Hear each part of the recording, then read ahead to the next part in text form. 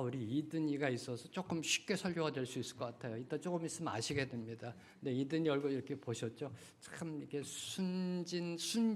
순전함인데 저와 여러분이 배워야 할 그런 모습이 아닌가 생각합니다. 선포합니다. 예배가 은혜입니다. 예배가 축복입니다. 예배가 특권입니다. 특별히 저희 교회는 1월 첫째 주, 둘째 주 전도 대상자와 전도 헌금을 작정합니다. 네, 다 1월 첫 주에 가서 누굴 이름을 써놓지라고 그때 가서 결정하지 마시고요. 12월 한 달 여러분이 기도하심으로 전도 대상자 마음에 품으시고 전도 헌금 하나님 앞에 올려드리시고 1월 첫째 주, 둘째 주에 작정하게 되기를 소망합니다. 그리고 또 하나 감사한 거 우리 그 집 원희의 동생. 지푼이. 우리 정영 집사님의 둘째 아들. 그리고 그 자매 오지연 자매가요. 1월 31일 날 또 첫째. 죄송해요. 첫째. 첫째. 우리 미안해요. 그러니까 형이 동생보다 뒤에 합니다, 결혼을. 그래서 제가 약간 혼동이 왔습니다. 우리 지본이하고 우리 지연자매 1월 31일 날 한 가정으로 나아갑니다. 그래서 이렇게 또 저희 교회 방문하고요. 하나님 앞으로 나와 먼저 하나님께 신고식을 또 이렇게 했습니다. 한번 일어나 주시면 한번 축복의 박수, 격려의 박수, 축복합니다. 그리고 또 하나 감사한 거 우리 이민숙 권사님 딸 우리 김수진 자매님의 가정이 이탈리아 생활을 잘 무사히 마치고 내 손주 폴이 많이 컸습니다. 많이 컸어요. 그동안에 쑥 컸습니다. 또 이렇게 함께 와주셔서 예배드리는데 한번 일어나 주시면요. 한번 축복의 박수. 감사합니다. 축복합니다. 고맙습니다. 김성현 집사님 오셨네요. 우리 사랑하는 딸 하은이 또 미국에서 결혼 잘하고 또 우리 김성현 집사님 오셨습니다. 시차가 어떤지 모르시겠어요? 우리 김성영 집사님께도 사랑하는 딸 하은이의 축복을 위해서 한번 박수로 이렇게 하겠습니다. 감사합니다. 축복합니다. 그리고 또 하나 저희 교회가 내년 사역 중에 특별히 했으면 함께 기도하셔야 될 거 뮤나스쿨과 전도 폭발입니다. 함께 좀 기도해 주시고요. 교회가 하나님이 주신 축복이에요. 이 뮤나스쿨 전도 폭발 축복입니다. 이 축복 하나님께서 주신 축복 저희 교회가 온전히 누려야 됩니다. 온전히 누려야 됩니다. 기도하시고요. 함께 기도할 때 하나님이 길을 여세요. He is a waymaker. 길을 만드시는 분이에요. 함께 기도할 때 주님 이 축복 온전히 받을 수 있도록 특별히 수고하시는 황인환 집사님, 윤경 집사님 볼 때마다 위로해 주시고 격려해 주시고 힘내시라고 그러고요. 온전히 하나님께 쓰임 받을 수 있도록 내년에 특별히 이 전도 폭발과 뮤나스쿨 상당한 저와 여러분의 온 교회 기도가 필요합니다. 중보가 필요합니다. 그래서 지금부터 성도님께서 기도 제목에 적어 두시고요. 교회를 위해서 기도하실 때 꼭 이 두 사역을 위해서 기도해 주시기 바랍니다. 주님이 주신 말씀 앞에 먼저 기도함으로 나아갑니다.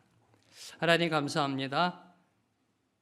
오늘 주님이 예비하신 말씀 온전히 듣게 하시고 들은 대로 살아낼 수 있는 축복 누리게 하여 주시옵소서. 예수님의 이름으로 기도합니다. 아멘. 크리스마스는 어원적으로요. Christ라는 그러니까 그리스도죠. 그리스도한 말과 라틴어 예배라는 마스 MASS 라틴어입니다. Christ Mass의 합성어입니다. 크리스마스로서 예수 그리스도의 탄생을 기념하고 축복하는 날입니다. 예수님이 탄생하신 날이 아니에요. 탄생하신 날은 모릅니다. 학자들이 그렇게 연구하고 밝혀내고 싶었는데도 모릅니다.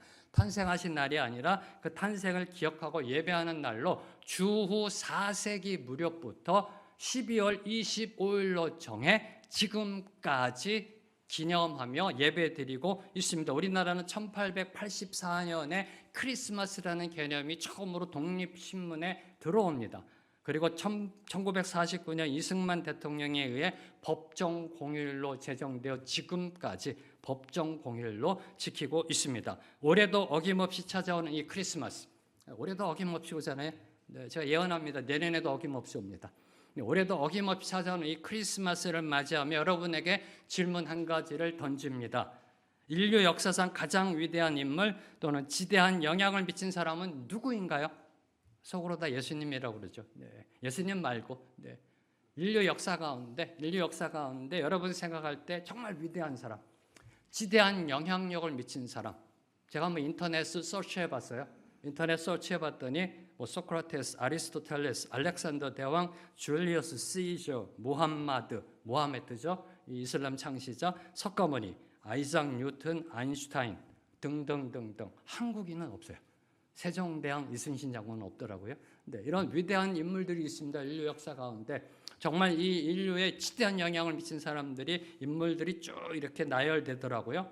그때 딱 떠올랐던 게 그렇다면 이런 위대한 사람, 인류 역사에 있어서 지대한 공헌을 준 사람, 이 사람들이 태어나기 전에 이 사람들이 어떻게 살아갈 것인가를 미리 알고 써놓는 것이 가능할까요? 뉴턴은 만유인력을 발견할 것이다. 이거 미리 알고서요. 가능할까요? 아니. 이 사람들이 태어날 것이라는 사실만이라도 아는 게 가능할까요? 인류 역사 가운데 위대한 인물, 정말 지대한 공헌한 사람들, 영향력을 미친 사람들, 그 사람들이 태어날 것이라는 사실만이라도 아는 것이 가능한가라는 질문입니다.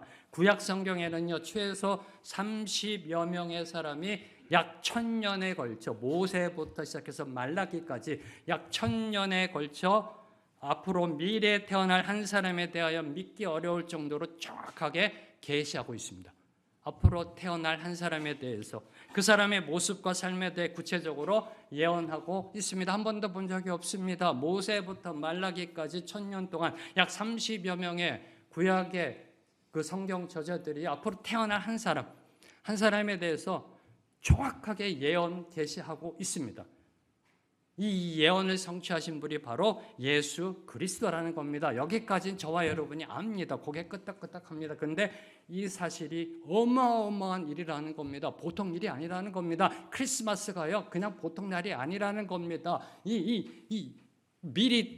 미래에 올 사람에 대해서 구약에 있는 저자들이 이렇게 생겼고 이렇게 올 거고 이런 걸 할 거고 그런 것이 모두 다 예수님께 성취가 됐는데 이 사실이 그냥 그렇구나라고 고개를 끄덕끄덕 하는 그런 정도의 일이 아니라는 겁니다. 어마어마한 일이라는 것입니다.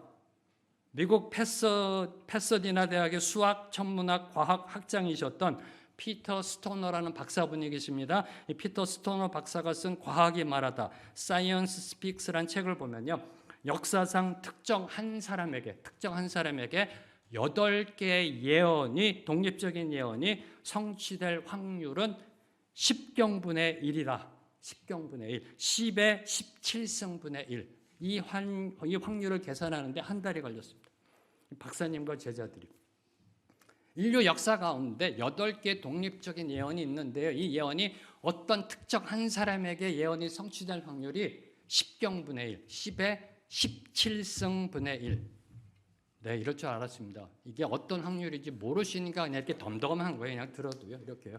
이게 어떤 확률이냐 하면요, 이 10의 17승이라는 거는요, 미국의 텍사스주, 또 모르시죠? 또 텍사스. 이 남한의 3배. 좀 감이 잡히세요? 크기가? 대한민국의 3배 크기에 미국의 1달러 동전, 우리나라 100원짜리 동전을 60cm로 쌌습니다. 30cm짜 2배의 동전으로 온 우리나라 3배의 넓이에 커버를 해버려요. 그게 10의 17승계예요. 그 중에 미리 표시한 동전을 딱 한 번에 뽑는 확률이에요. 이제 조금 좀 감이 오세요? 8개의 예언이 어떤 한 사람에게 인류 역사상 성취될 확률이, 이 어마어마한 확률이라는 겁니다. 그러니까 가능성이 거의 희박한 확률이죠. 사실상 불가능이죠. 그죠? 대한민국의 3배 넓이에 100원짜리 동전 60cm 높이를 가득 채워서 그중에 미리 표시한 동전 하나를 딱 한 번에 뽑는 확률. 이건 도저히 불가능에 가까운 확률입니다. 그리고 더 나아가 스토너 박사께서는요, 한 사람에게 48개의 예언이 누군가에게 성취될 확률을 계산하셨습니다. 그리고 그 다음은 계산을 못했어요. 맥시멈이 48개였었어요. 48개 예언이 누군가에게 성취될 확률은 10의 157승분의 1. 10의 157승분의 1. 인간의 머리로는 이해하기 힘든 숫자입니다. 상식과 논리적인 수준에서는 결코 일어날 수 없는 확률입니다. 네. 아직까지도 감이 없으시죠? 그죠? 이 숫자로 얘기하니까. 자, 참고로 지금까지 인간이 밝혀낸 우주에 전자가 몇 개 있는지 아세요? 전자 아시죠? 네. 원자, 전자, 네. 분자, 전자라는 거요. 우리 눈에 보이지도 않아요. 전자가 몇 개 있는지 아세요? 지금까지 밝혀진 우주 안에 10의 79승계가 있어요. 10의 79승계가 지금까지 밝혀진 우주의 전자의 총수예요. 그런데 48개의 예언이 어떤 한 사람에게 이루어질 확률은 10의 157승분의 1이에요. 좀 감이 잡히세요, 이렇게요? 네.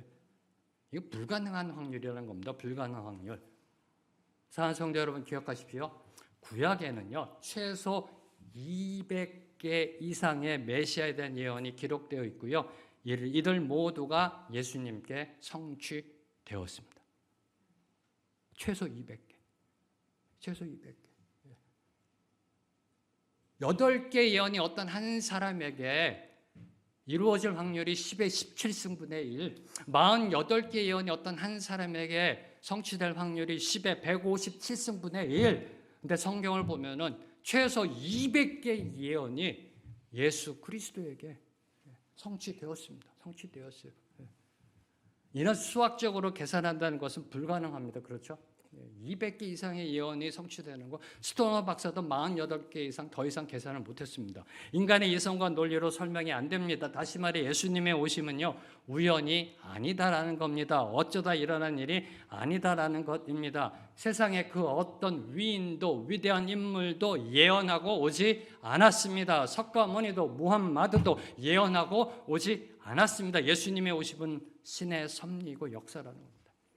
하나님의 역사라는 사실입니다. 그 예수님의 오심에 대해 가장 많이 예언한 사람이 지난주 저희들이 살펴본 다윗이고요. 그렇죠? 다윗의 시편을 보면요, 이 1000년 뒤에 오실 예수님에 대하여 정말 구체적으로 정확하게 예언 계시하고 있습니다. 그리고 또 한 분, 오늘 저희들이 살펴볼 선지자 이사야입니다. 구약 성경 인물 중에 예수님에 대해서 예언한 사람 중에 가장 많이 예언한 사람 다윗과 선지자 이사야입니다. 특히 이사야, 선지자 이사야는 예수님이 동정녀의 몸을 통해 이 땅에 오실 것을 예언한 사람입니다.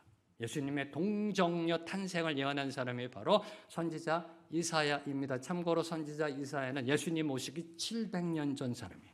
700년 전 사람입니다. 자, 이사야 7장 14절 말씀. 유명한 말씀이죠. 함께 읽습니다. 시작. 그러므로 주께서 친히 징조를 너희에게 주실 것이라. 보라, 처녀가 잉태하여 아들을 낳을 것이요 그의 이름을 임마누엘이라 하리라. 보라, 처녀가 잉태하여 아들을 낳을 것이요 그 아들이 누구다? 임마누엘이라 하리라. 임마누엘이라 하리라. 네. 바로 이 예언이 예수님께 성취되었음을 마태는, 신약의 저자죠, 마태, 예수님의 제자 마태는 이렇게 증언합니다. 이 모든 일이 된 것은 주께서 선지자로 하신 말씀을 이루려 하심이니 이르시되 보라, 처녀가 잉태하여 아들을 낳을 것이요 그의 이름은 임마누엘이라 하리라 하셨으니 이를 번역한즉 하나님이 우리와 함께 계시다 함이라. 오래전 예능교회에서 이 말씀으로 성탄 메시지가 선포된 후 몇몇 청년들이 목사님께 다가갔습니다. 목사님 말씀 감사합니다. 그런데요, 목사님 어떻게 처녀가 아이를 낳아요? 네, 알겠습니다. 성경에 그렇게 기록되어 있는데 목사님 한번 상식적으로 생각해 보세요. 처녀가 어떻게 아이를 낳아요? 라고 따지듯이 자꾸만 질문하니까 옆에 있던 구봉서 장로님이 뭐라고 말씀하셨는지 아세요? 이제 소천하셨죠, 우리 구봉서 장로님. 뭐라고 말씀하셨는지 아세요? 마리아의 남편 요셉도 가만히 있는데 니들이 뭐라고 나서. 이게 명언입니다. 네, 명언입니다. 명언. 야, 마리아의 남편 요셉도 가만히 있는데 네가 뭐라고 이렇게 나서. 네. 자, 그럼 처녀가 아이를 낳을 수 있을까요? 여러분 어떻게 생각하세요?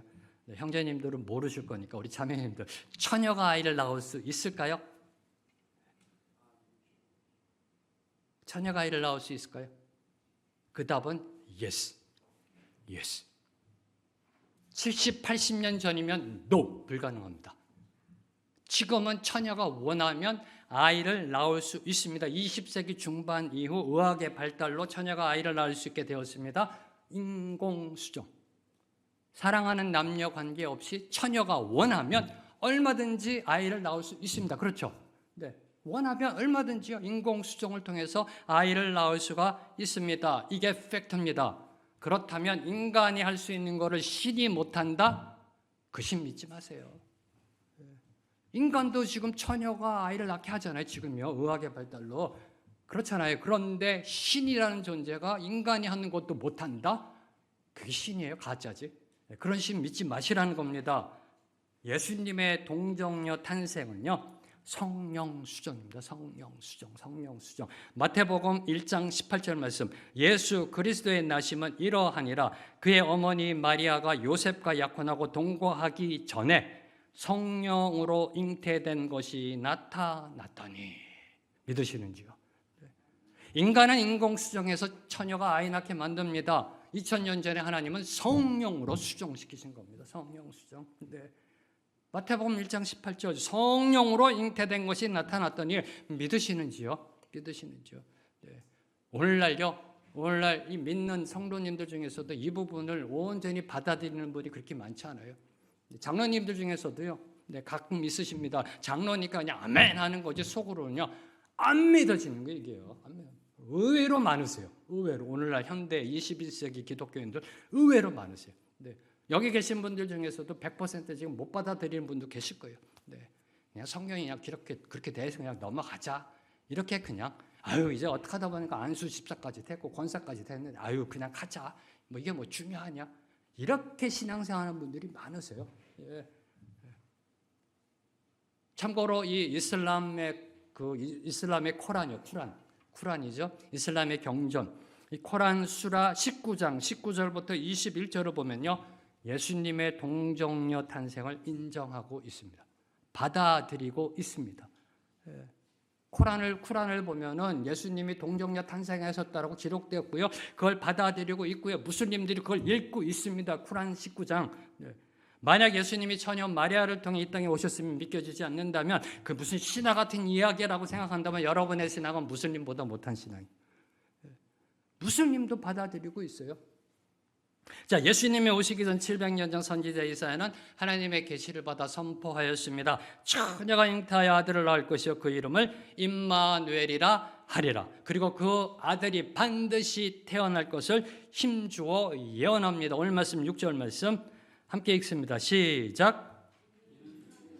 6절 말씀이요. 시작. 이는 한 아기가 우리에게 낳고 한 아들을 우리에게 주가 되었는데 그의 어깨에는 정사를 메었고 그의 이름은 기묘자라 모사라 전능하신 하나님이라 영존하시는 아버지라 평강의 왕이라 할 것이니라. 이는 한 아기가 우리에게 낳고 한 아들을 우리에게 주신 바 되었는데 낳고 주신 바 되었다. 이사야 7장 14절 보라 처녀가 잉태하여 아들을 낳을 것이요 그의 이름을 임마누엘이라 하리라. 9장 6절 그 아기가 우리에게 낳다. 우리에게 주신 바 되었다. 낳다, 주신 바 되었다. 모두 과거 완료 시제로 썼습니다. 비록 미래에 발생할 일이지만 이 이사야 시대로부터 700년 뒤에 일어날 일이지만 이미 성취된 것처럼 확정적으로 선언합니다. 확실하게 이루어질 것을 강조합니다. 이거를 예언적 완료라고 합니다. 네, 문법적으로요. 네, 앞으로 일어날 일, 확정적인 일을 이 예언적 완료형으로 쓰고 있는 겁니다. 특히 한 아기가 우리에게 낳고라는 것은요. 한 아기가 이스라엘 민족 가운데서 태어날 것을 말하고 있는 겁니다. 한 아기가 우리에게 낳고 이스라엘 민족 가운데 낳고 이스라엘 민족 가운데 낳고란 이 예언은 700년 후 예수님이 유대 땅 베들레헴에서 태어나심으로 성취되었던 겁니다. 베들레헴에서. 저는 가끔가다 그런 생각했어요. 예수님이 대한민국 땅에서 태어났으면 얼마나 좋으실까. 근데 예언이 이렇게 돼 있었던 거예요. 한 아기가 우리에게 낳고 이스라엘 민족 가운데서 태어날 것이 예언되어 있었던 겁니다. 그래서 유대 땅 베들레헴에서 태어나심으로 이 예언이 성취되었고, 자 여기서 주목하는 거 한 아기가 우리에게 낳고 한 아기로 번역된 이 원어는요 사람의 아기라는 뜻이에요. 사람의 아기. 사람의 아기, 즉 하나님이 보내신 메시아 그 그리스도가 사람의 아기로 태어날 것을 암시하는 게 한 아기가 우리에게 낳고예요. 하나님이 보내신 그 메시아 그리스도가 사람의 아기로 이 땅에 오실 것을 말씀하고 있는 겁니다. 자, 이는 신학적으로요, 중요한 세 가지의 진리를 저와 여러분에게 말씀하고 있습니다. 첫째, 하나님의 아들 메시아 그리스도가 성육신 하실 것이다를 보여주고 있는 게 이 한 아기가 났다라는 겁니다. 성육신 하실 것이다. 인카네이션 하실 것이다. 성자 하나님의 사람의 모습으로 이 땅에 태어나실 것이다. 그는 신성을 가진 존재이자 성육신을 통해 인성까지 취하실 것이다. 두 번째로 이 땅에 오시는 메시아는 마치 아기와 같이 아무런 힘도 없고 온유하고 겸손한 모습으로 오실 것을 보여주고 있는 게 한 아기가 났다는 겁니다. 제가 이든이 말씀드렸잖아요. 이든이 다 보셨죠? 우리가 축복하면서 봤잖아요. 그렇게 오셨어요. 그렇게 한 아기로 낳다라고 선포하고 있는 겁니다. 선지자 이사야가 이든이처럼. 아무 힘 없잖아요. 아무 힘이 없고요. 무슨 혁명을 일으키시겠습니까? 무슨 군대를 모집해서 로마를 정복시키겠습니까? 그죠? 이든이 보세요, 이렇게요.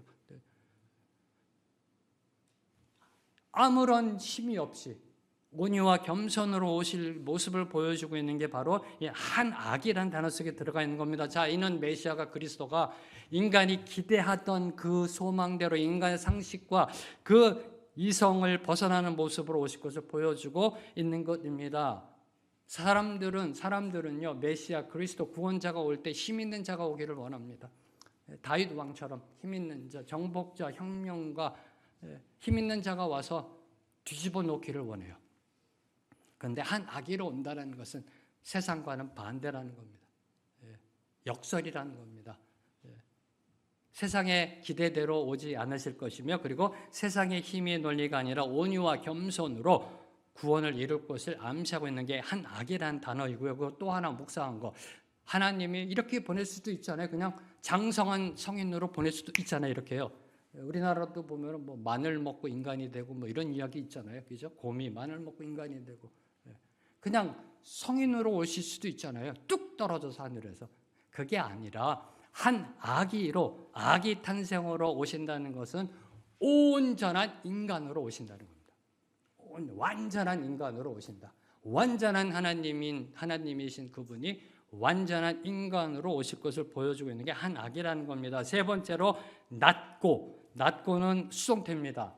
낮고 수동태로 쓰여져서 인간의 노력과 수고에서가 아니라 하나님에 의하여 그 아기가 태어날 것을, 즉 하나님의 섭리라는 겁니다. 예수 그리스도가 이 땅에 오시면 하나님의 섭리라는 겁니다. 특히 한 아들을 우리에게 주신 바 되었다.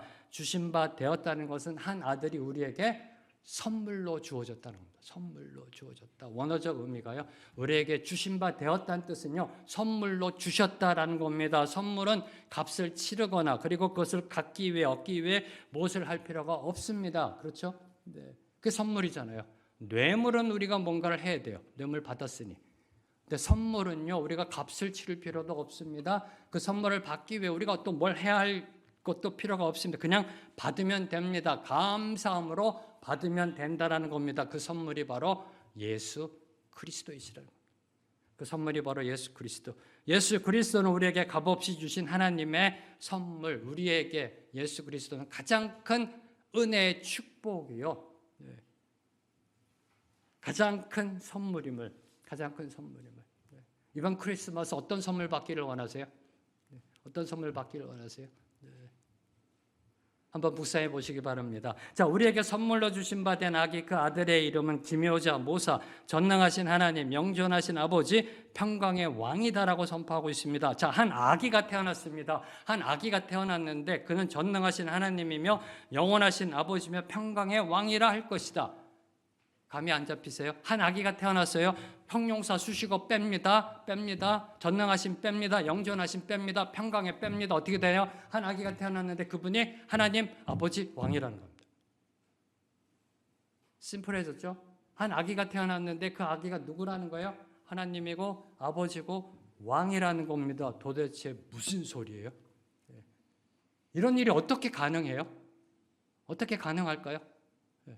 아기가 태어났는데 그 아기가 하나님이고 아버지고 왕이라는 겁니다. 어떻게 이런 일이 가능한가? 도저히 믿어지지 않는 이 예언이 예수 그리스도의 성탄으로 이루어진 겁니다. 예수 그리스도의 성탄으로 이 크리스마스가 이러한 의미를 갖고 있는 겁니다. 자, 첫 번째로 그 이름을 하나하나 한번 살펴보겠습니다. 기묘자라 모사라. 기묘자라 모사라. 혹시 영어 성경 보시는 분들은요, 영어 성경 보시는 분들은 오늘 말씀해 보면은 한국어 성경은 5개 이름이 있어요. 기묘자, 모사, 전능하신 하나님, 영존하신 아버지, 평강의 왕. 근데 영어 성경 보면은 4개입니다. 4개입니다. 원어로 봐도 4개입니다.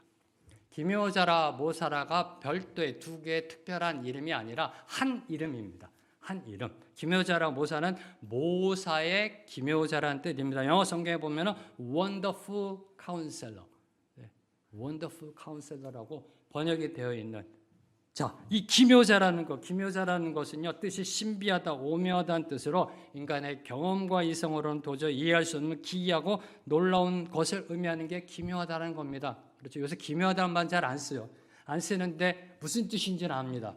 그렇죠? 신비한 거, 경이로운 거, 우리가 이해할 수 없는 거. 바로 그게 기묘하다는 뜻이고요. 뭘 의미할까요? 예수님은 우리가 이해할 수 없는 분이라는 겁니다. 신비한 분, 그저 경이로운 분이라는 것입니다. 자, 예수님을 생각하면 생각할수록 그저 놀라울 뿐이에요. 놀라울 뿐이에요. 네. 여러분은 이제 익숙해져서 그냥 받아들이시는데 어떨 때 말씀을 묵상하다 보면요, 정말 이 경이로움에 감탄사를 남발할 때가 많아요. 제가요. 말씀이 육신이 되어. 이야, 이게 어떻게 가능해요? 그저 신비할 뿐이에요. 그저 경이로울 뿐입니다. 말씀이 육신이 되어 우리 가운데 거하심에 우리가 그의 영광을 보니 아버지 독생자의 영광이요 은혜와 진리가 충만하더라. 이해되세요? 이해되세요? 네. 아주 낯익은 그런 성경 구절인데 이해되세요? 네. 말씀이 육신이 됐대요. 우리 안에 거하신대요. 그의 영광을 보니 아버지 독생자의 영광이래요. 영과 진리가 충만하대요. 그저 신기할 뿐, 그저 놀라울 뿐이에요. 이게 이해가 되세요? 네. 그저 그냥 놀라울 뿐이죠. 그저 경이로울 뿐이죠. 네. 네. 예수님의 성육신, 동정녀, 탄생, 십자가, 죽음, 부활, 승천, 그저 놀랍고 신비할 뿐입니다. 그래서 주님은 기묘자시라는 겁니다. 이 모사라는 것은 한마디로 카운셀러, 네, 상담자 또는 조언자, 조력자란 뜻이에요. 카운셀러.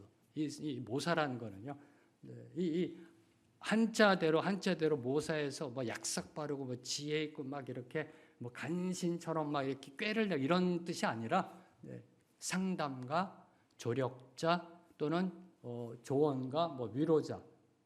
여러분이 가장 익숙한 단어는 보혜사라는 뜻이에요. 보혜사. 네, 보혜사. 이 모사라는 거는요, 카운셀러, 보혜사라는 뜻이에요. 우리를 보살피고 은혜 베푸시는 위로자예요. 우리를 진리로 이끄시는 중보자, 조력자, 우리를 도와주시는 분이라는 뜻이 바로 이 모사. 우리가 이해할 수 없는 신비롭고 경이로움으로 우리를 도와주시고 우리를 이끄시고 우리를 안아주시고 우리를 품어주시는 분이라는 게 바로 이 기묘자 모사라는 뜻입니다. 실로 인간은, 저와 여러분은요, 스스로 자신의 문제를 해결할 능력이 없습니다. 없습니다. 네. 제가 제 인생을 뒤돌아보잖아요. 네, 제 힘으로 할 수 있는 게 하나도 없었어요. 인간은 스스로 할 수 있는 능력이 없습니다. 그래서 모든 걸 알고 계시는 카운셀러가 필요하다는 겁니다. 정답을 알고 계시는 그 카운셀러 앞으로 나아가야 된다는 겁니다. 우리의 필요를 아시는 그 주님이 필요하다라는 사실입니다. 기억하십시오. 예수 그리스도께서는요, 그 어느 누구도 답할 수 없는 가장 본질적인 인생의 문제, 그 어느 누구도, 어느 철학자도 답을 줄 수 없었던 인생의 본질적인 문제, 죄의 문제와 죽음의 문제에 대하여 우리에게 답을 주신 분이세요. 인류 역사상 그 어떤 철학자도 사상가도요, 인류에게 가장 본질적인 문제, 죄의 문제와 죽음의 문제에 대한 답을 주지 못했어요. 세상이 말하는 진화론자들로 인하여 이 땅에 인간이 생겨났는데 그때 왜 죄가 들어왔느냐? 그러면 죄도 진화했느냐? 답을 주지 못했어요. 그 죽음이라는 걸 어떻게 봐야 되느냐? 답을 주지 못했습니다. 근데 이 죄의 문제와 죽음의 문제에 대한 궁극적인 답을 주신 분이 바로, 해결책을 주신 분이 바로 원더풀 카운슬러, 우리의 주 예수 그리스도라는 겁니다. 자, 이 대목에서 주목하는 거 사사기를 보면요. 사사기를 보면 삼손의 아버지가 마노아라는 사람입니다. 삼손은 아시죠? 힘센 사람. 네. 데릴라 때문에 인생 망친. 네. 삼손의 아버지가 마노아인데요. 삼손이 태어나기 전에 이 마노아는 아이를 낳지 못하는 그 아내를 통하여 삼손이 태어날 거라는 소식을 듣게 됩니다. 수태고지 듣는 거죠. 네. 그리고 그 소식을 전해준 여호와의 사자에게 고마움을 표시하며 그의 이름이 무엇인지를 물어보았습니다. 이제 마노아에게 너의 아내를 통해 아내는 아이를 낳을 수 없는 불임 여성입니다. 그런데 하나님이 보낸 그 사자가 이야기합니다. 네가 이제 아들을 낳을 것이다. 나세린으로 키워라. 그게 삼손입니다. 그때 이제 마노아가 고마우니까 감사하니까 아들 주신다고 그러니까 감사합니다 하고서 혹시 조남이 어떻게 되시는지요? 이때 여호와의 사자가 이렇게 대답합니다. 사사기 13장 18절 말씀 함께 읽습니다. 시작. 여호와의 사자가 그에게 이르되 어찌하여 내 이름을 묻느냐 내 이름은 기묘자라 하니라. 조금 아까 읽으셨죠? 여호와의 사자가 대답합니다. 내 이름은 기묘자이다. 기묘자이다. 처녀의 몸을 통해 이 땅에 태어나시는 그 기묘자. 그가 바로 구약에서 하나님의 계시를 전해준 여호와의 사자이었던 것입니다. 메시아 그리스도는요, 단순히 2000년 전 유대 청년 예수가 아니라 창세 전부터 영원히 존재하시던 성자 하나님이셨던 겁니다. 성자 하나님. 이게 이 기묘자라는 단어 속에 들어가 있는 겁니다. 자, 두 번째로 전능하신 하나님, mighty God. 네, 전능하신 하나님이라는 건 이 메시아 그리스도의 신성, 하나님이니까 신성. 그리고 전능하심, 히브리어로 말하면 엘 샤다이. 이 신성과 전능하심을 강조하는 표현입니다. 이 메시아도 그리스도도 하나님과 동등하게 경배받아야 하는 존재임을 강조하는 게 전능하신 하나님이다라는 이 칭호입니다. 네. 자, 먼저 주목하는 거, 전능하신, Almighty죠. 영어로 얘기하면. 자, 그러면 전능하심이 뭘까요? 전능이 뭘까요? 전능하시다, 전능 뭘까요? 네. 요새 너무 좋아요. AI에게 물어봤습니다. AI에게. 네. AI가 이렇게 답했습니다. 모든 일에 못함이 없이 능하다는 뜻으로 주로 신이 가진 무한한 능력을 나타내는 속성을 말하며 원하는 것은 무엇이든 할 수 있고 불가능한 것이 없음을 의미합니다. 무한한 능력과 모든 것을 가능케 한다. 이게 두 가지가 강조되고 있어요. 그렇죠? 여러분도 그렇게 이해하시죠? 전능. 그렇잖아요. 이게 사전적 의미입니다. 자, 그렇다면 질문합니다. 그렇다면 전능자는 자기가 들지 못하는 바위를 만들 수 있을까요? 전능하다며. 전능자는 자기가 들지 못하는 바위를 만들 수 있을까요? 자, 전능자는 자기보다 더 힘센 신을 만들어낼 수 있을까요? 이런 우매한 질문에 빠지게 됩니다. 이렇게 정의를 하면. 이게 사전적 정의, 전능, 세상이 생각하는 전능의 역설이라고 합니다. 철학적 용어로요. 전능의 역설입니다. 제가 만들어낸 게 아니라 철학적 용어입니다. 전능의 역설. 모든 걸 할 수 있다. 자, 그러면 자기보다 힘센 사람 만들어낼 수 있는가? 그럼 이제 전능이 될 수가 없잖아요. 이 역설입니다. 전능의 역설. 그래서 성경을 보면은요, 이 전능이라는 단어가 쓰인 것을 보면은요, 하나님이 하신 말씀 또는 약속을 모두 지키심을 의미하는 게 전능이라는 단어예요. 하신 말씀, 약속. 그대로 이루어지는 게 바로 전능이라는 겁니다. 특히 언약을 선포하실 때 늘 항상 하나님이 이렇게 말씀하세요. 나는 여호와 하나님, 전능한 여호와 하나님이다라고 늘 선포하세요. 하나님은요. 말씀하실 때, 언약을 선포하실 때 나는 전능한 여호와 하나님이다. 여러분이 나중에 성경을 볼 때 열심히 보세요. 성경에서 말하는 전능은요, 무엇이든지 할 수 있다가 아니에요. 그러다 보면 전능의 역설에 빠집니다. 말씀하신 거, 약속하신 걸 모두 다 이루신다라는 뜻입니다. 자, 창세기 1장부터 갑니다. 빛이 있으라. 빛이 있는 겁니다. 이게 전능입니다. 이게 전능입니다. 말씀하신 대로 되는 거예요. 이게 전능입니다. 저와 여러분에게 구원을 주시겠다? 그대로 되는 겁니다. 이게 전능입니다. 이게 전능입니다. 메시아를 보내겠다? 2000년 전에 메시아가 오셨잖아요. 이게 전능이에요. 말씀하신 대로, 약속하신 대로 이루어지는 게 바로 전능이라는 단어입니다. 전능하신 예수 그리스도께서 선포하십니다. 나는 부활이요 생명이니 나를 믿는 자는 죽어도 살겠고 살아서 믿는 자는 영원히 죽지 아니할 것이다. 이대로 될 겁니다. 이 말씀하신 대로 될 거예요. 왜요? 그분은 전능하시니까. 전능하시니까. 자, 다음으로 이 하나님이란 단어입니다. 전능하신 하나님, 하나님. 자, 앞서 악이라는 단어에는요, 악이 사람의 악의로 오신다. 사람의 인성이 나타나고 있는 겁니다. 인성, 그 그리스도의 인성, 온전한 하나님 인간으로 오실 거 인성. 그런데 하나님이란 단어에는요, 그의 신성이 담겨 있는 겁니다. 신성, 하나님. 앞서 한 악의가 우리에게 났고, 그거는 완전한 인간으로 오신다는 겁니다. 인성. 근데 하나님이라는 것은 신성이 있으심을 말씀하고 있는 겁니다. 자, 한 사람 안에요, 신성과 인성이 함께 있다, 공존한다. 저와 여러분의 머리로는 도저히 이해가 안 되는 어려운 불가사의입니다. 그래서 기묘자세요. 그래서 기묘자세요. 어떻게 한 사람 안에 한 사람이 완전한 신이고 완전한 인간인가? 어떻게 신성이 있고 인성이 있는가? 저와 여러분의 두뇌로는 지식으로는요 이해할 수 없는 불가사의. 그래서 기묘자이십니다. 근데요, 여러분이 믿던 세상이 믿던 안 믿던 예수 그리스도 하나님 완전한 하나님이시며 완전한 인간이십니다. 이를 증명하는 게 뭔지 아세요? 이를 증명하는 거, 예수 그리스도는 완전한 하나님이시며 완전한 인간이시다 증명하는 거, 십자가입니다. 십자가. 죽으셨잖아요. 인간입니다. 부활하셨잖아요. 신이시잖아요. 신이시잖아요.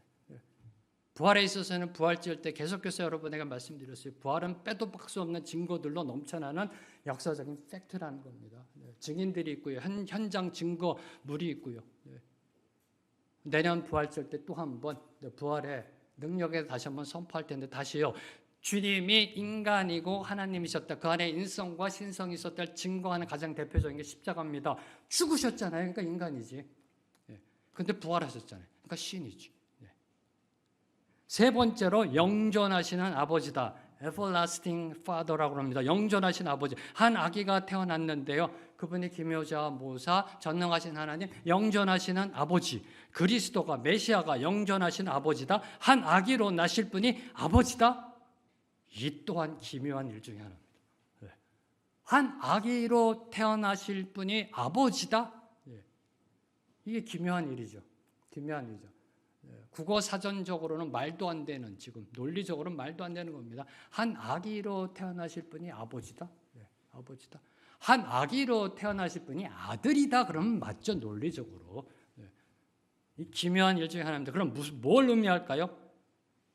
한 아기로 나실 분이 영존하신 아버지다. 뭘 의미할까요? 세 가지 의미를 담고 있습니다. 첫째, 하나님의 아들 그리스도는 하나님 아버지와 동일하시다는 겁니다. 동일하시다. 한 아기로 태어난 그분이 아버지라는 거는요, 동일하시다. 하나님과 예수 그리스도는 동일하시다. 두 번째, 하나님 아버지와 동일하신 그리스도는 영원히 존재하신다라는 사실입니다. 영원히 존재하신다.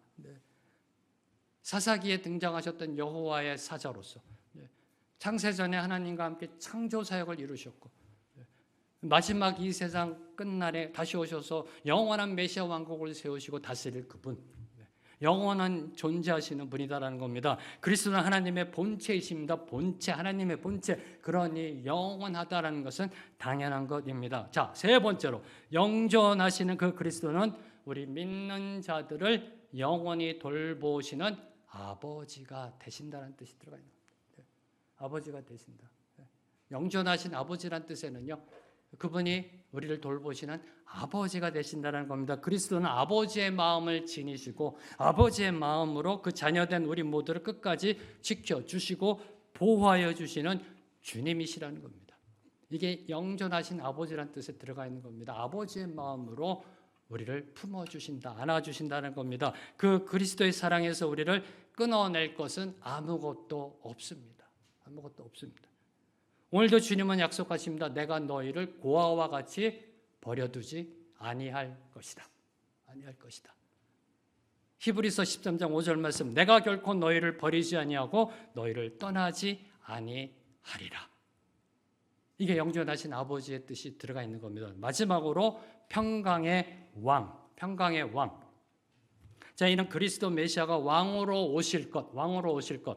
특히 평강 가운데서 오셔서 평강을 평강을 이루실 것을 말씀하고 계시는 겁니다. 다시 말해 예수님이 이 땅에 오셔서 하시는 사역, 메시아 사역의 궁극적인 목적이 무엇이냐? 하나님 나라의 샬롬을 이루는 것이다.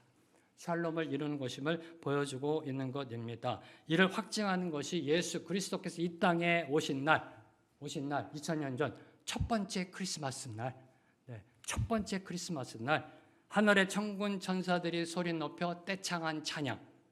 누가복음 2장 14절 말씀. 지극히 높은 곳에서는 하나님께 영광이요 땅에서는 하나님의 은총을 입은 사람들에게 평화로다.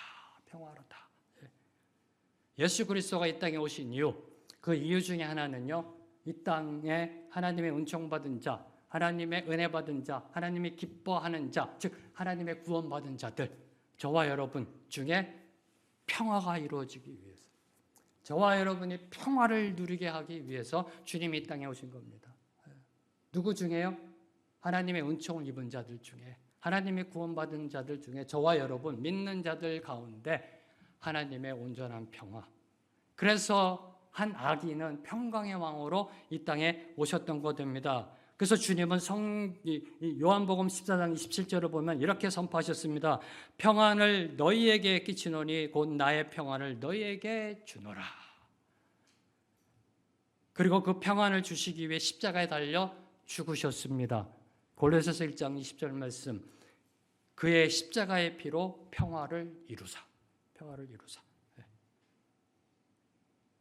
여러분은 예수 믿고 누리는, 얻은, 주어진 가장 좋은 것이 무엇이라고 생각하세요? 예수 믿고 가장 좋은 것이 무엇인가? 예수 믿고 얻은 가장 좋은 것이 무엇인가? 무엇이라고 생각하세요? 이에 대한 설문조사를 봤더니요, 대부분의 성도들이 이렇게 대답했습니다. 내면의 평화. 내면의 평화. 예수 믿고 주어진 가장 좋은 거는 내면의 평화입니다. 예수 믿고 평안해졌다. 옛날 같으면 울고 불고 난리 날 텐데, 옛날 같으면 너 죽고 나 죽지 할 텐데, 옛날 같으면 절망하고 이거 어떻게 사냐고 할 텐데 평안해졌다는 겁니다. 담대해졌다는 거죠. 여유가 있다는 겁니다. 아동바동 살지 않는다. 여유 있게 산다. 욕심 없이 산다. 웬만한 건 달관하며 산다. 예수 믿고. 가장 좋은 게 뭐냐? 내면의 평화라고 이야기합니다. 내면의 평화. 이 설문조사예요. 그래서 주님이 이 땅에 오신 목적대로 평화를 누리고 있는 겁니다. 여러분 어떠하신지요? 여러분이 평화를 누리고 계시는지요? 오늘 저와 여러분 우리가 평안을 누릴 수 있는 이유, 그 이유는요, 바로 하나님이 우리들에게 약속하셨기 때문입니다. 약속하셨기 때문에. 에스겔서 37장 26절, 27절 말씀, 두 구절 말씀. 네.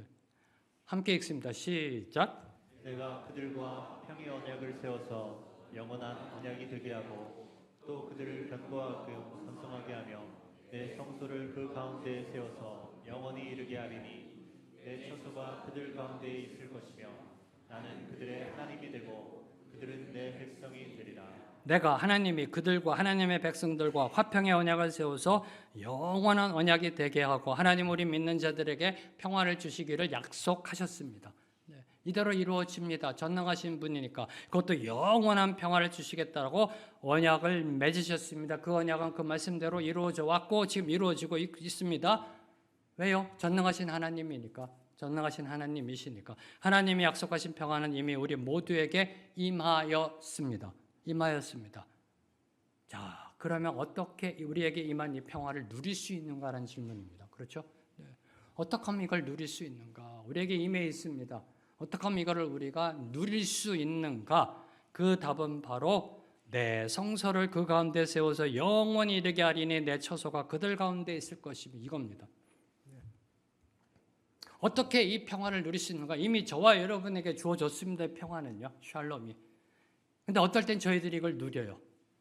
웬만한 일에 흔들리지 않고요. 씩 웃어버립니다. 근데 어떨 때는요. 어떨 때는 불안하고 염려되고 걱정되고 막 근심이 막 돼요. 또 어떨 때는 또 참 내가 봐도 내가 신통해요. 이런 거에 흔들리지 않고 내가 이렇고. 또 어떨 때는요. 정말 어린아이 신앙처럼 뭐 막 그래요. 언제 이 평화를 누리느냐? 이미 있습니다. 이 평화를 어떻게 해야 온전히 누릴 수 있는가? 에스겔서 선지자가 선포했듯이 하나님이 말씀하셨듯이 내 성소를 그 가운데 세우고 처소가 그들 가운데 있을 때, 즉 하나님의 임재로 주어진다는 겁니다. 하나님의 임재로. 그 평화는요, 하나님의 성소가 우리 안에 세워질 때 우리가 그분의 성전이 되어, 성소가 세워진다, 성전이 세워진다는 건 뭐예요? 우리가 예배자가 된다는 겁니다. 예배자, 24시간 365일 예배자로 살아갈 때, 그리고 그분의 처소가 우리 안에 세워진다는 거, 그분이 우리 안에 거하신다는 겁니다. 그분에게 우리가 안방을 내드릴 때, 그분의 모든 인생 주권 드릴 때, 그분이 말씀하신 대로 살아갈 때, 그때 하나님이 주신 평화의 축복을 누릴 수 있다라는 겁니다. 하나님의 임재 가운데 거할 때 우리에게 임한 그 하나님의 평화를 온전히 누릴 수 있게 되는 겁니다. 이를 가능케 하기 위해 오신 분이 예수 그리스도이십니다. 이 약속을 가능케 하기 위해 오신 분이 예수 그리스도이십니다. 예수님이 이 땅에 오셔야 하나님의 나라가 세워지고 하나님의 샬롬이 선포됩니다. 그 나라를 예수님이 영원히 다스리셔야 우리가 영원한 평화를 누릴 수 있습니다. 그래서 7절, 오늘 말씀 7절은 이렇게 선포합니다. 7절 말씀 함께 읽습니다. 시작. 그 정사와 평강의 다음이 무궁하며 또 다윗의 왕자와 그의 나라에 풀림하여 그 나라를 굳게 세우고 지금 이후로 영원히 정의와 공의로 그것을 보존하실 것이라. 만군의 여호와의 열심히 이를 이루시리라. 자, 이 7절의 말씀 앞서 6절에 처녀가 잉태하여 난 아기, 우리에게 주신 그 아기, 선물로 주신 한 아들, 그의 어깨에 정사가 메었다라고 되어 있습니다. 정사가 메었다는 것은 통치권을 가진 왕이란 뜻입니다. 이에 대한 설명이 7절입니다. 어깨에 정사를 메었다는 것이 무엇인가? 그리고 지난주 말씀, 저희들이 은혜 받았던 지난주 말씀, 다윗 언약이 성취됨을 보여주고 있는 게 바로 이 7절 말씀입니다. 이사야가 예언한 그 아들에 의해 다윗 언약이 완벽하게 성취될 것을, 지난주 우리 사무엘하 7장 은혜 받았잖아요. 그 언약, 하나님이 다윗에게 선포한 그 언약이 이 이사야가 예언한 아들을 통해 온전히 성취될 것을 확정 계시하고 있는 겁니다. 예수 그리스도가 오시기 전 이 땅은요, 이 땅 오늘 말씀 1절과 2절이 선포하고 있듯이 갈릴리가 고통의 흑암으로 뒤덮여 있었던 것처럼 사망의 그늘이 짙게 드리워져 있었습니다. 죄의 권세로 인해 그 어떤 구원의 소망도 가질 수가 없었습니다. 그런데 어느 날 큰 빛이 이 세상을 비추기 시작하였습니다. 흑암의 세상 속에 큰 빛, 곧 구원의 빛, 생명의 빛이 비추게 되었습니다. 그 빛이 바로 예수 그리스도라는 사실입니다. 예수 그리스도께서 오심으로, 크리스마스가 우리에게 허락됨으로 죄로 인하여 흑암에 행하던 자들, 사망의 그늘진 땅에 거주하던 인간들이 생명을 얻게 되었고요, 빛 가운데 살게 된 것입니다. 이게 크리스마스의 선물이에요. 이게 성탄입니다. 성탄. 네. 만왕의 왕 만주의 주이신 예수님은 오늘도 하늘 보좌 우편에 앉아 온 세상을 다스리고 계십니다. 그리고 언젠간 이 땅에 다시 오셔서 하나님의 나라를 완성하실 것입니다. 저는 믿습니다. 반드시 다시 오셔서 그 하나님의 나라를 완성하실 것입니다. 왜요? 오늘 이사야는 이렇게 선포합니다. 만군의 여호와의 열심히 이를 이루시리라. 만군의 여호와의 열심히 이를 이루시리라. 그 하나님의 열심, 지금도 이루어 가시는 그 하나님의 열심을 증거하는 게 크리스마스입니다. 크리스마스는요, 할러데이나 법정 공휴일이 아니에요. 크리스마스 트리 세우는 날이 아닙니다. 만군의 여호와의 열심을 증거하는 날이라니까요. 이 크리스마스는 다윗 언약이 성취되고 있음을 보여주는 하늘의 팻말이에요. 하늘의 사인보드입니다. 지금 이 땅이 예수님에 의해 통치되고 있으면 잊지 말라고, 이 땅이 누구에 의해 다스려지고 있다? 예수 그리스도에 다스려지고 있으면 잊지 말라고 매년 상기시켜주는 영적 알람이에요.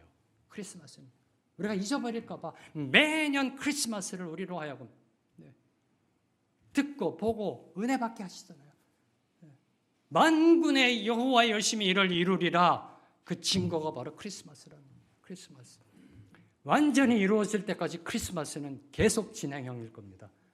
이 땅에 온전한 하나님의 나라가 임할 때까지요, 12월 25일은 크리스마스입니다. 장담합니다. 내년 12월 25일도 크리스마스입니다. 내게 하실래요? 2028년, 2030년, 2040년 12월 25일도 크리스마스입니다. 매년 저와 여러분에게 상기시켜 주십니다. 하나님의 열심히 일을 이루어가고 있음을 보여주는 그 증거가 바로 크리스마스입니다. 결론 맺겠습니다. 오늘 말씀을 맺겠습니다. 자, 예수님이 이 땅에 오시기 약 700년 전에 선지자 이사야는 예언하며 선포했습니다. 이사야 7장 14절 보라 처녀가 잉태하여 아들을 낳을 것이다. 그 아들이 누구냐? 이사야 9장 6절 한 아기가 우리에게 낳다. 아기가 태어났다. 그가 누구냐? 기묘자 모사 전능하신 하나님 영전하신 아버지 평강의 왕이시다. 다윗 왕자와 그의 나라를 영원히 통치하시는 만왕의 왕 만주의 주이시다. 그 아이가 다윗의 후손으로, 다윗의 혈통으로, 다윗의 자손으로 오실 것이다. 이사야 11장 1절 이새의 줄기에서 한 싹이 나며 그 뿌리에서 한 가지가 나서 결실할 것이요. 어마어마한 예언이 이사야서에 선포되고 있는 것입니다. 그 아이가 이 땅에 오신 날, 그날이 크리스마스입니다. 그 크리스마스 첫 번째 크리스마스 날 하늘의 천사들은 이렇게 선포했습니다. 천사가 이르되 무서워하지 말라. 보라 내가 온 백성에게 미칠 큰 기쁨의 좋은 소식을 너에게 전하노라. 오늘 다윗의 동네에 너희를 위하여 구주가 나셨으니 곧 그리스도 주시니라. 함께 찬양합니다. 예수는 그리스도.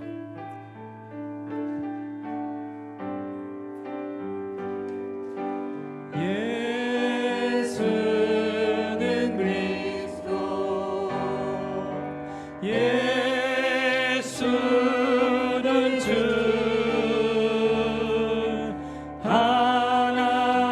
하나님의 영으로 경배 드리리. 지존하신 주님 이름 앞에, 지존하신 주님 이름 앞에 모두 무릎 꿇고 나 경배해. 거룩하신 주님 보좌 앞에 엎드려 절하세. 예수는 그리스도. 예수는 그리스도. 예수는 주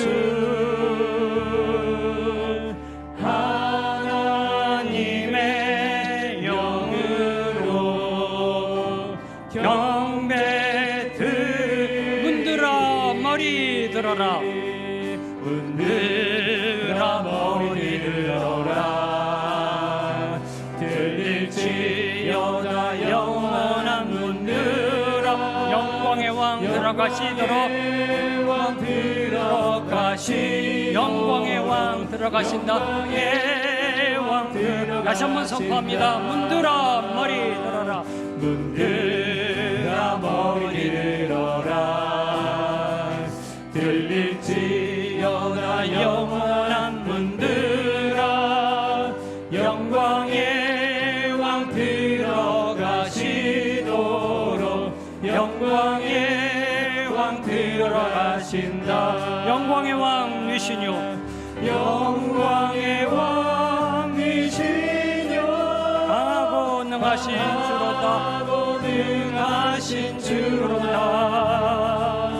전쟁에 능하신 주시라.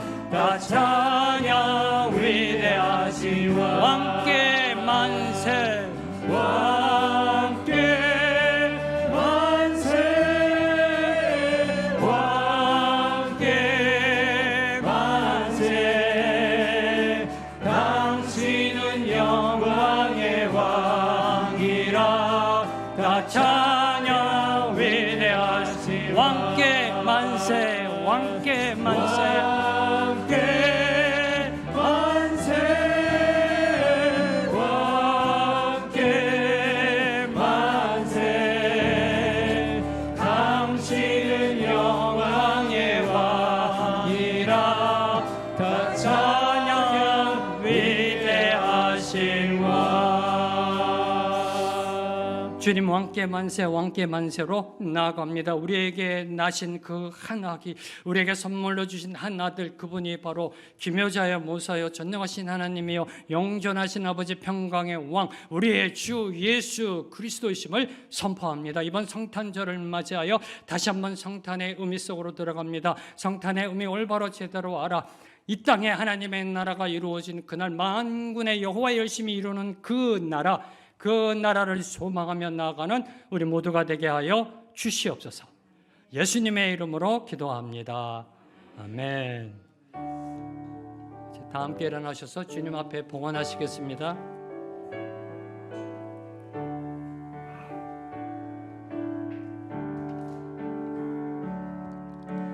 내게 있는 모든 것을 아낌없이 드리네. 사랑하고 의지하며 주만 따라 살리라. 주께 드리네. 주께 드리네. 사랑하는 구주 앞에 모두 드리네. 하나님, 찬양의 고백처럼 모두 다 주님께 드립니다. 우리의 물질도 생명도 인생도 주님께 드립니다. 주님, 우리에게 기묘자로 모사로 하나님으로 아버지로 왕으로 오셔서 구원을 허락해 주신 그 은혜 감사하여 우리의 허락하신 물질의 일부를 다시 주님께 올려드립니다. 예물이 올려드려짐 속에 모든 것이 주님의 소유임이 고백되게 하여 주시옵소서. 예물이 사용되어지는 곳에 주님의 영광이 드러나게 하시고 하나님이 세우시는 생명의 길 교회 위에 귀하게 쓰임받게 하여 주시옵소서. 이제는 우리 주 예수 그리스도의 은혜와 하나님 아버지의 무한하신 사랑과 성령님의 교통하심이 오늘 주신 말씀 붙잡고 크리스마스를 선포하며 증거하기로 결단하는 주님의 모든 백성들 위해, 주님의 모든 교회와 선교사님들과 이 나라 이 민족 위에 지금부터 영원토록 함께 하시길 간절히 축원합니다. 아멘.